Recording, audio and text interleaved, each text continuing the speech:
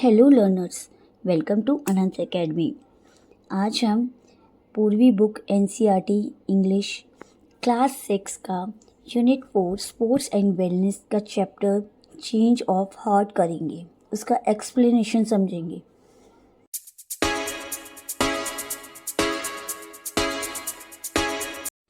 Late us read. देखिए बेटा, इस स्टोरी के दो पार्ट्स हैं, first part and second part. इस वाली वीडियो में हम सिर्फ फर्स्ट पार्ट का एक्सप्लेनेशन समझेंगे, सेकेंड पार्ट के लिए second video. Okay now, Prabhat always wanted to win.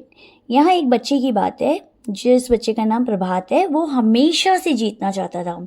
उसके पेरेंट्स, टीचर, फ्रेंड्स हमेशा यही कहते थे कि वो कभी भी हार को बर्दाश्त नहीं कर सकता। डिफीट मीन्स लॉस, हार।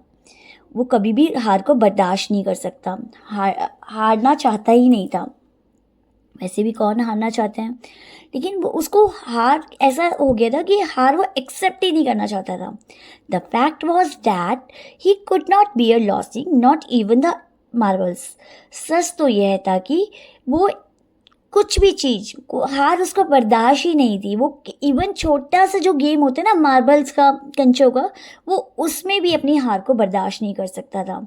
ही felt so good when he won that he never wanted to give up that feeling. वो हमेशा जब भी वो जीतता था तो बहुत अच्छा फील करता था। और ऑब्वियस सी बात है, जब भी हम कोई भी चीज़ जीत जाते हैं या किसी चीज़ में हमारा नाम हो जाता है तो हमें भी अच्छा फील होता है। बट वो ये फीलिंग हमेशा कभी भी अपने आप से दूर होने ही नहीं देना चाहता था। मतलब हमेशा वो चाहता था कि वो हमेशा फर्स्ट ही रहे, हमेशा जीतता रहे। ऑन द कॉन्ट्रेरी का मतलब जस्ट द अपोजिट। इसकी जस्ट अगर अपोजिट की बात करें तो losing made him feel terrible. जो हार थी वो उसके लिए बिल्कुल ही अनहैप्पी था, मतलब बड़े दुख वाली बात थी। ऐसा कभी हुआ नहीं था, लेकिन जो उसके लिए हार सबसे वर्स्ट चीज़ थी। ही थॉट दैट, वो सोचता भी था, losing was the worst thing that could happen to anyone. जो हार है अगर दुनिया में किसी के साथ भी होती है ना, तो सबसे बेकार चीज़ होती है वो हार। उससे बड़ा कोई दुख होता ही नहीं है। If Prabhas sense that he would loss a game, मतलब वो बच्चे को अगर पता चल जाए ना कि किसी गेम में वो हारने वाला है, या हर बच्चा हर एक चीज़ में तो परफेक्ट नहीं होता, तो अगर उसको हल्का सा ये आभास भी हो जाता था ना कि ये गेम में तो वो जीत ही नहीं सकता, तो he would not play it. वो खेलता ही नहीं था, वो पार्ट ही नहीं लेता था। मतलब जुनून सवार था उसको, वो हैप्पीनेस नहीं दे रहा था वो चीज़ें, एक दिमाग में फितूर था। He would take part only when he was sure of winning. वो उसी गेम में पार्ट लेता था जिसमें उसको बिल्कुल श्योर होता था कि वो जीतेगा। Even if the game lasted only for a minute, चाहे वो गेम एक ही मिनट का क्यों ना हो। She could not stop him from playing the kind of games he was really good at, like badminton. आप उसको उन गेम में पार्ट लेने से रोक ही नहीं सकते हो जिसमें वो बहुत ही बेस्ट है। वो बैडमिंटन में बहुत ज़्यादा बेस्ट था।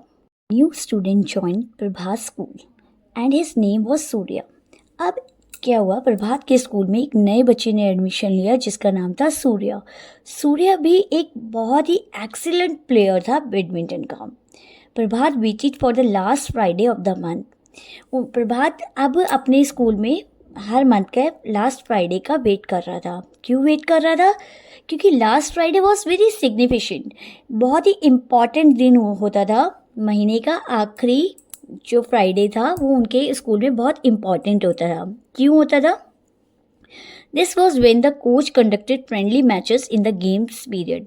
उनके जो कोच थे वो गेम्स पीरियड में एक फ्रेंडली मैचेस रखते थे। मतलब ऐसा कुछ वो नहीं था, मतलब जस्ट फॉर फन ऐसे मैचेस वो रखते थे। The teams were decided on Monday, और टीम फ्राइडे को मैच होना होता था, मंडे को ही डिसाइड हो जाती थी।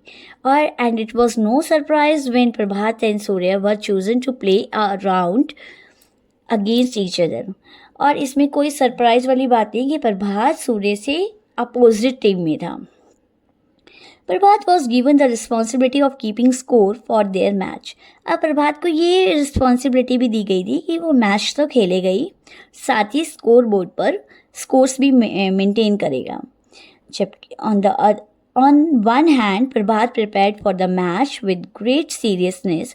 प्रभात तो वैसे भी हर एक चीज़ में जीतना चाहता था, तो बहुत ही सीरियसली उस गेम को ले रहा था, मतलब वो कभी भी इंजॉय करता ही नहीं था। उसने उस गेम को भी बहुत सीरियसली लिया, जबकि वो game just a friendly game था। Surya on the other hand seemed relax, not taking the things seriously at all. Surya जो था बहुत ही रिलैक्स बच्चा था, उसको कोई टेंशन ही नहीं थी कि मैच होने वाला है, या बहुत ही सीरियसली उसने कुछ भी नहीं लिया था। He walked about the whole time smiling and cracking jokes about all sorts of things.